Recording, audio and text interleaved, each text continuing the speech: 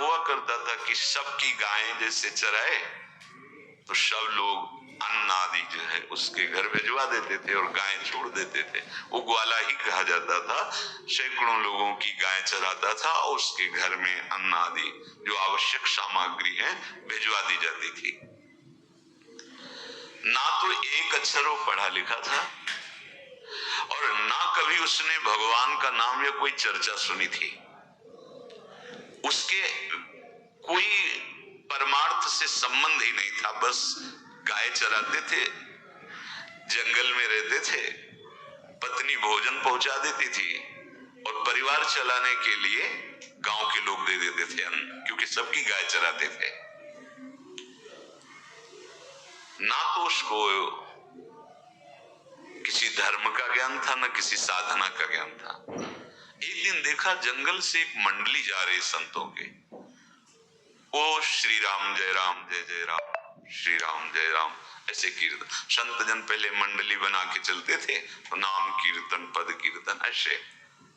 उसको बड़ा आनंद आया। उसको लगा कि इतने झूम झूम कर संत जन गा रहे हैं, किसी से बात नहीं की, पकड़ लिया। अब पूरा तो नहीं, बस उतना राम राम राम राम ऐसे करने लगा। देखो कई बार कहा है यदि आप बिना गुरु मंत्र के भी नाम जप करेंगे तो नाम जप आपको गुरु तक पहुंचा देगा, क्योंकि गुरु प्रदत्त नाम भगवत साक्षात्कार कराता है। 50 वर्ष की अवस्था लगभग हो गई थी। कभी कोई तीर्थ याटन, धर्म कार्य, शास्त्र स्वाध्याय, सत्संग कुछ नहीं। देखो कृपा, विश्वास। अब वो अलौकिक ढंग से नाम में मिठास लगने लगी उसको, तो जोर जोर से कभी कभी नाच पड़ता, चरवाहा ना गाता, तो और जो लोग थे उसका उपहास करते। अरे नरक में भी ठौर नहीं मिलेगी, जिंदगी में कुछ पुण्य नहीं किया, ये ऐसे लोग बहुत उपहास करने वाले। ऐसे करने से क्या मिलेगा, नाम से कुछ हो जाएगा। उसने कहा हमने तो कभी सोचा ही नहीं कि कुछ होगा, हम तो ऐसे ही गा रहे हैं। पर ये लोग उपहास कर रहे हैं, क्या गलत है क्या ऐसा गाना? जब तक दृढ़ ज्ञान नहीं होता तब तक माया फिसला सकती है। उसने कहा कि हम किसी लाभ के लिए, बैकुंठ जाने के लिए या कोई लाभ के लिए नहीं जपते, हमें तो अच्छा लगा, वो गा रहे थे संत जन तो हम गाने लगे। क्या सही में आप लोग समझते हैं कि ये गलत है? उनका तुम मूर्ख हो, तुम्हारी क्या समझ में आए? और उपहास करते उसका। उसके मन में एक बात आई, कोई ये प्रमाण दे दे मुझे कि ये जो मैं संतों के मुख से सुना नाम, ये परम सत्य है, ये परम सुखकारी है, और इससे क्या वैकुंठ मिल जाएगा? कोई तो मिले मुझे। और जब किसी के हृदय में ऐसी आकांक्षा होती है वही मिल जाते हैं जो सबके हृदय की जानते हैं। एक दिन उसने देखा जब लोग दिल्ली की हंसी मजाक कर रहे थे, उसी समय एक लंगोटी पहने हुए, हाथ में कमंडल और दंड धारण किए हुए कोई वीतराग परमहंस दौड़ा, चरणों में गिर गया। महाराज महाराज, बस एक बात आप बता दीजिए, जो हम राम राम कह रहे हैं, ये लोग उपहास करते हैं, क्या इससे हमारा कल्याण हो जाएगा, वैकुंठ मिल जाएगा? तो उन्होंने कहा बेटा ये बहुत मंगलमय भगवान का नाम है, पर हमें लगता है कि तुम्हें गुरुदेव की आवश्यकता है। यदि तुम गुरु कृपा पात्र बन जाओ तो इन उपहास करने वालों की बातें तुम्हारे मन में नहीं लगेगी और निश्चित तुम्हें भगवत साक्षात्कार हो जाएगा। तो पैर पकड़ लिया और कहा महाराज आप ही गुरु बन जाओ ना हमारे, आप ही हमें मंत्र दे दो। तो उन्होंने कहा हम तो तीर्थ यात्रा में हैं, ऐसा हम नहीं कर सकते, पर यदि तुम भगवान से प्रार्थना करोगे तो तुम्हारे कल्याण के लिए सदगुरु प्राप्त हो जाएगा। इसलिए जैसे कोई पूछते किसको सदगुरु बनाऊं, हम कहते किसी को नहीं, पहले भगवान को मानो, श्री हरि को, जगत गुरु श्री कृष्ण को, फिर उनसे प्रार्थना करो कि यदि आप आवश्यक समझते हो कि सदगुरु के रूप में आप आकर के हमारा कल्याण करेंगे तो मुझे पहुंचा दो, या आप स्वयं आ जाओ। मैं नहीं खोज कर पाऊंगा, मेरी वो दृष्टि नहीं है कि मैं किसी महापुरुष को पहचान सकूं।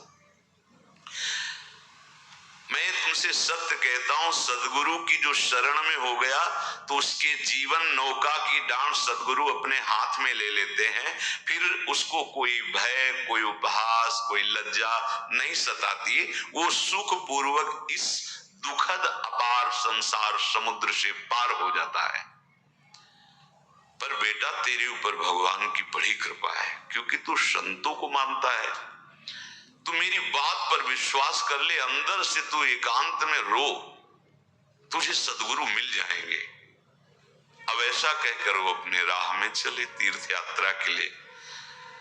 अब वो खोजता, एकांत में बैठकर देखता, कभी कभी वो पेड़ पे चढ़ जाता कि कोई संत तो नहीं आ रहे हैं।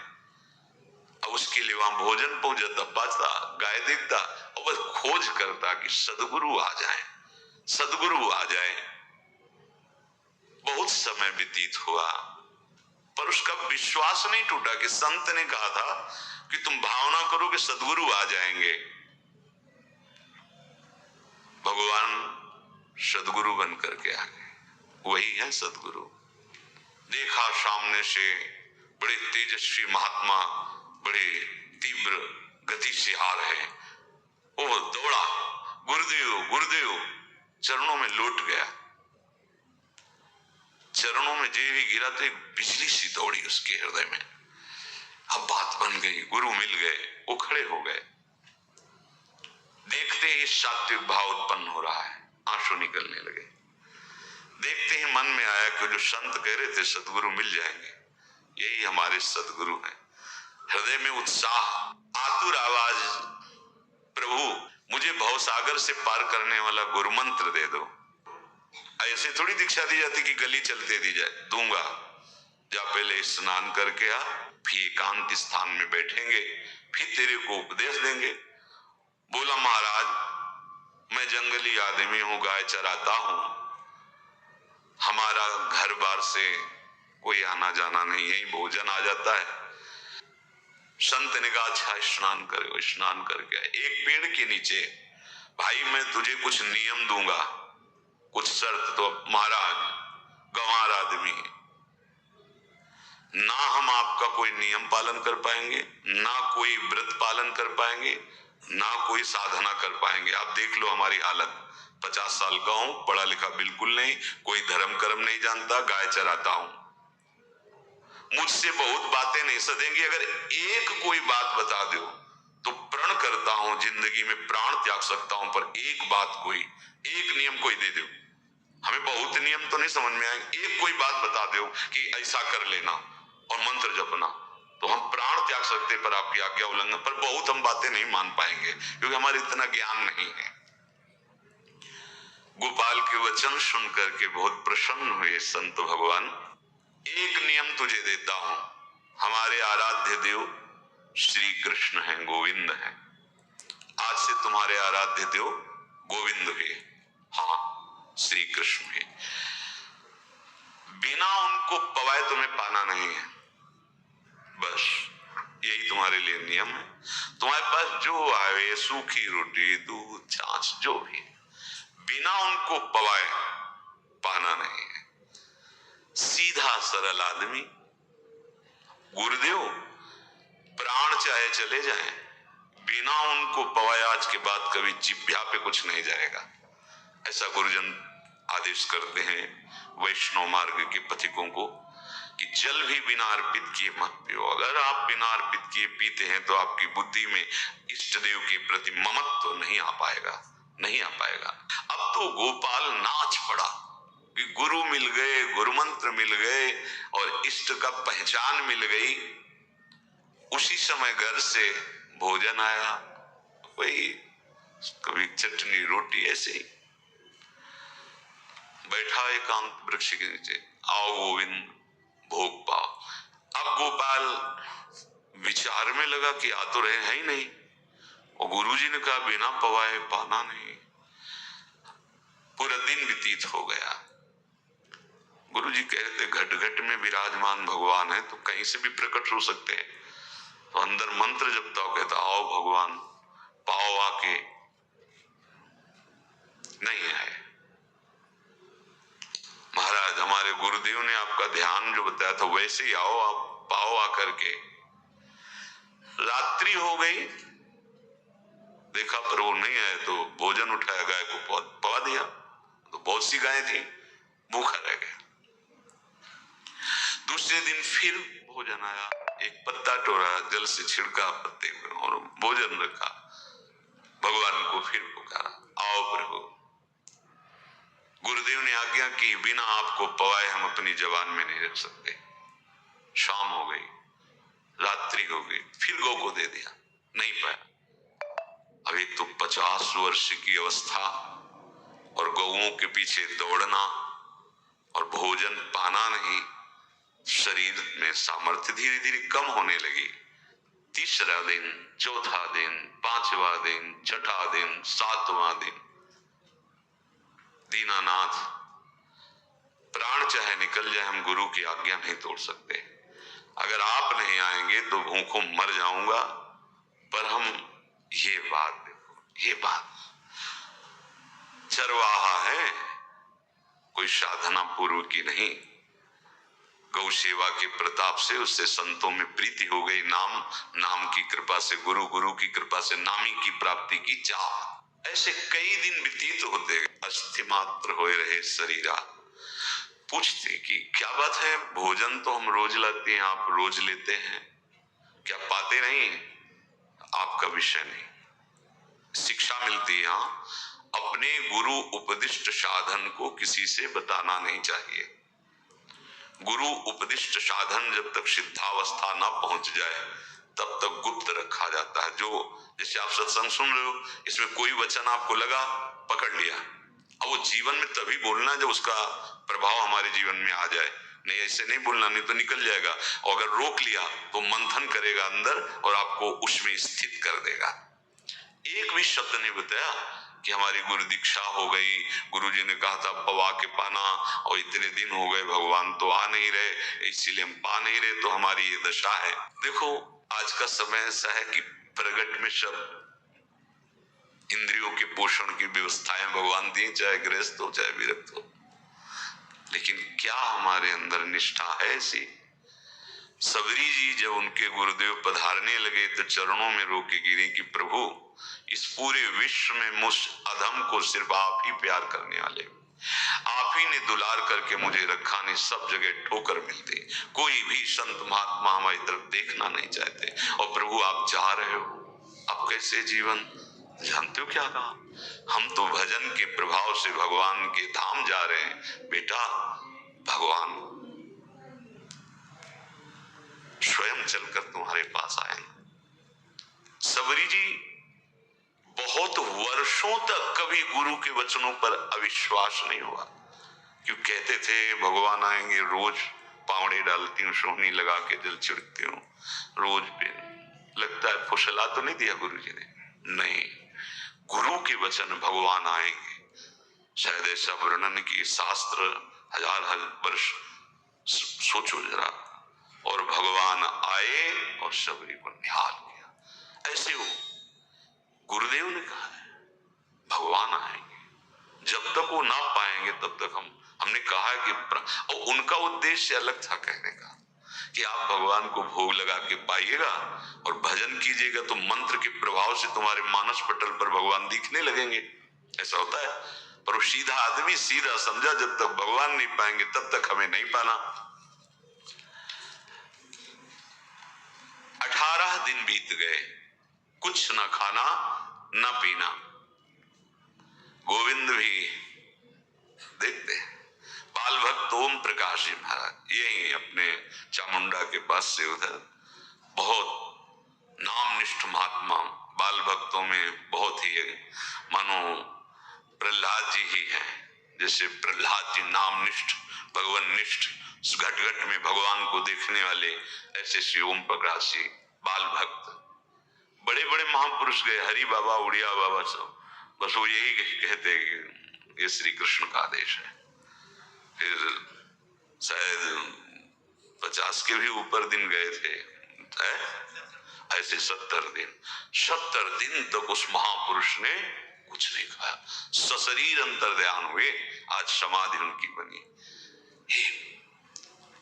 जब महत्व भगवान का जग जाता है तो शरीर का महत्व नहीं। अच्छा, प्राणनाथ जब प्राणों का पोषण कर रहे हैं तो अन्न में भी तो प्राणनाथ की ही दी हुई शक्ति है, तो बिना अन्न के भी उनका पोषण हो रहा है। पर ये भागवती का आदेश से, मनमानी करने से नहीं। मनमानी करने में फिर मार्ग रुक जाएगा। भगवान आदेश करते हैं अपनी वाणी से, युक्ताहार विहार से, उचित आहार विहार, वो तो भगवत आदेश होता है। 18 दिन बीत गए, 19वें दिन जब भोजन आया, पेट के आते सब सिकुड़ गई थी। वैसे 50 वर्ष के थे, आंखें धस गई थी, उठने की ताकत नहीं। पत्नी ने फिर कहा कि आप कुछ तो बताइए कि क्या आपको कोई रोग हो रहा है? आप भोजन नहीं पा रहे, मैं रुक जाऊं यही आपकी सेवा के लिए, या आप घर चलिए? कोई उत्तर नहीं। आप जाइए, हम ठीक हैं।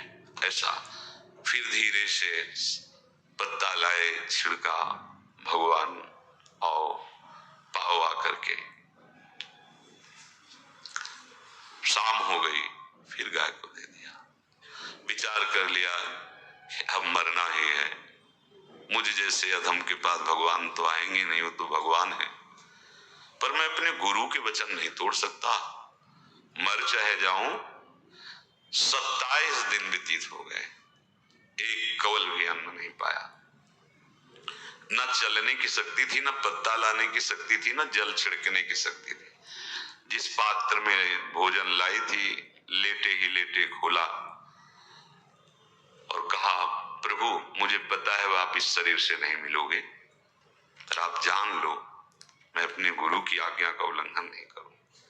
27वां दिन है। पति की दशा देख करके कहा, स्वामी अब तो आप कहोगे भी तो मैं नहीं जाऊंगी। अब आपकी दशा, इशारे से कहा आज भर चली जा, क्योंकि उसको लग रहा था आज प्राण निकल जाएंगे। आज भर चली जा, फिर कल से जैसी तेरी इच्छा, आज चली जा। इशारे से, बोलने की भी सामर्थ्य नहीं थी। गोपाल के आंसुओं की धारा चल रही, पड़े पड़े धीरे से खोला जो भोग है, और अंतस्थल, आज बोल भी नहीं पा रहे, अंतस्थल से कह रहे, प्रभु अब चाहे आके पालो या लिवा जाके पवा देना, देख लो आप, आखिरी है, आके पालो या लिवा जाना और अपने यहां पवाना, क्योंकि हमारे यहां तो पाए नहीं आप। बड़े प्रेम से अंदर से आवाज आई, गोपाल। आंख खुली, क्योंकि बोलने की हिम्मत नहीं, ये अंदर से प्रार्थना की थी।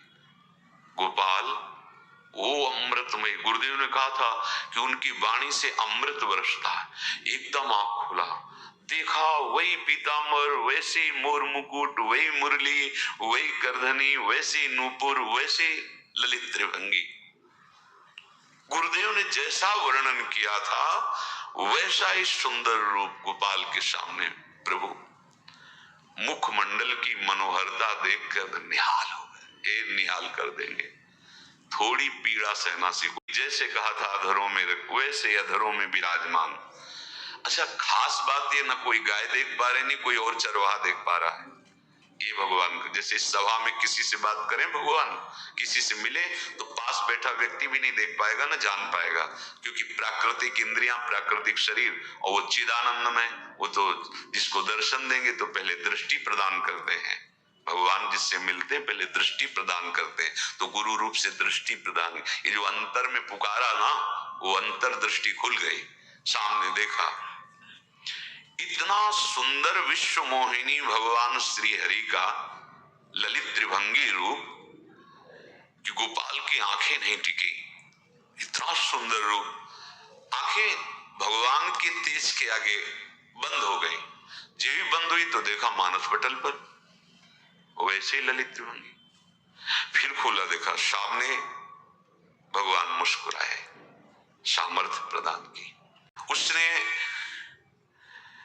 मानो इशारा किया प्रभु को कि हमारी सामर्थ्य में मैं शकील कर आ जाऊं, नजदीक आप आ जाओ।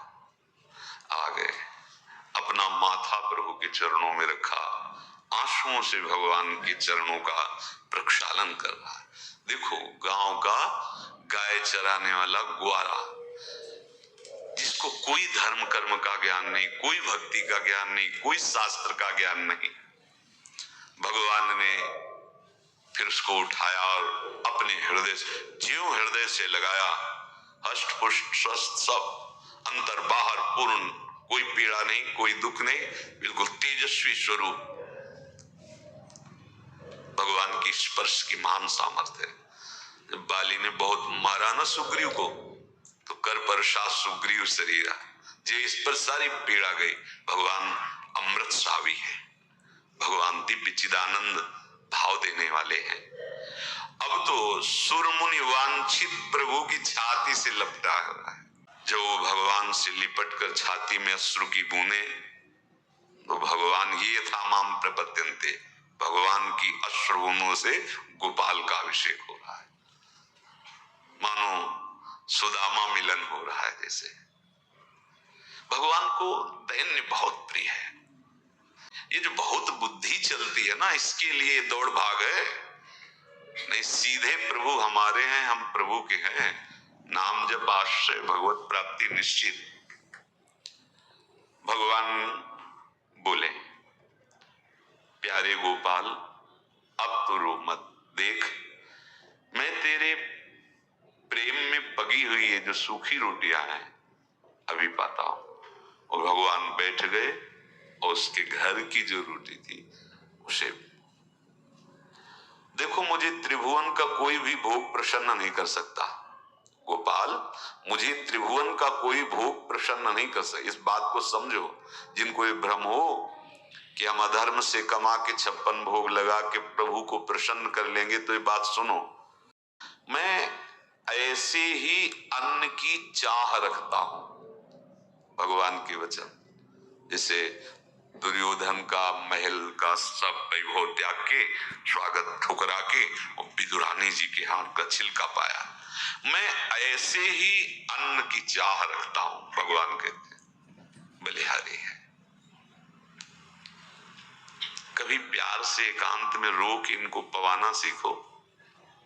भले आप इतनी कटोरी में सब्जी, 2 रोटी, और अगर दैन्य भाव से कि नाथ कहां आप और कहां, कैसे आपको पवाएगा। पंखा करते जाओ ऐसे, बीच बीच में जल पिला, देखो ना, ये था माम प्रपद्यन्ते तास्तते भजम। आप जैसा मानोगे वैसा ही वो व्यवहार करेंगे, पक्का समझ लो। गोपाल जो सच्चे हृदय से मुझे पुकारता है, मैं अवश्य उसको मिलता हूं। जो प्रेम पूर्वक मुझे पवाता है, मैं अवश्य उसका पाता हूं। पत्रम पुष्पम फलम तोयम, ये में भक्त्या, भक्ति पूर्वक जो पवाया। भक्ति पूर्वक का मतलब दैन्य, वो आपका शुभ कर्म बन सकता है, वो भी धर्म से कमाई की है तो, पर भगवान की प्रसन्नता का हेतु होगा दैन्य। जहां भी देखो, हमारे स्वामी को जहां भी देखो दैन्य में बिके हुए पाए गए। वत्स, मैं किसी भी वस्तु का कभी भूखा नहीं हूं। मानो गोपाल के बहाने से हमको समझा रहे हैं, संपूर्ण दुखों को मिटाने के लिए हरिनाम गरज रहा है, राधा नाम गरज रहा है। आपसे प्रार्थना है, समझो इस बात को। कलयुग केवल नाम आधारा। देखो, सुन के राम राम शुरू किया, मिल गए सिद्ध सदगुरुदेव, दे दिया मंत्र, बता दी निष्ठा, और मिल गए भगवान। और भगवान कह रहे हैं, अब तेरे जीवन में कभी दुख का लेस नहीं रहेगा, तू अब घर जा, अब किसी की गाय चराने की जरूरत नहीं है। कुल परंपरागत तेरे लक्ष्मी बढ़ती रहेगी, तुझे कुछ करने की जरूरत नहीं। भगवान हंसते हंसते समझ ही नहीं पाए और अंतर्धान हो गए। अभी गोपाल कुछ अपने मन भर के देख नहीं पाया था, कह नहीं पाया था, भगवान अंतर्धान हो गए। अब तो चिल्ला चिल्ला के रोने लगा और विवश होके आंख मूंदी तो देखा उसके मानस पटल पर छाए। अब तो राजी हो गया कि ये मेरे प्रभु ऐसी जगह विराजमान हो गए, कोई देख नहीं पाएगा, हम रोज बात करेंगे, रोज दर्शन करेंगे। नारायण या गौर श्याम को हृदय निकुंज बसइए। तो इसलिए धैर्य धारण करके, कितना भी कष्ट हो, अब पीछे मत हटो, फिसल